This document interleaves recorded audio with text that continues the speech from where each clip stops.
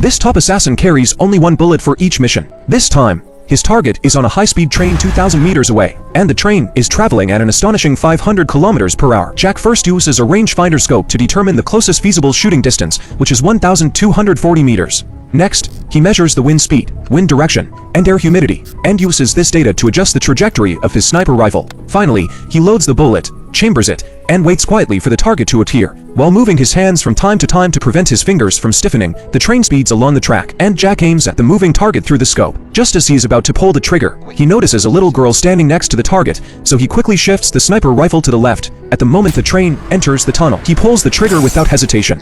After the mission, his partner brings photos from the scene and praises Jack for his precise shooting, but he is not satisfied with this shot. As he gets older, his accuracy and reflexes are not as good as before. If this shot had been off by just 15 centimeters, the little girl next to the target could have died because of his mistake. For this reason, Jack decides to retire early. At the same time, the CIA learns of Jack's retirement and sends someone to persuade him to stay. But Jack is determined and refuses the offer to stay. A few days later, Jack goes to the dock to refuel his speedboat, preparing to meet a good friend. However, when he goes to the front desk to pay, he notices that the cashier is a girl. As an assassin, Jack is naturally vigilant and decides to test her with a few questions. Annie tells him that the previous cashier has retired. Jack doesn't ask further, pays for the fuel, and leaves on a luxury yacht. Tom warns Jack to be extra careful lately. The target he just assassinated is actually a senior biologist, not a criminal as the CIA claimed. Tom believes that someone within the CIA altered the information, suspects they are hiding the truth for an ulterior motive, and also gives Jack the address of a contact. But neither of them realizes that their conversation is being fully monitored by the CIA. On his way back,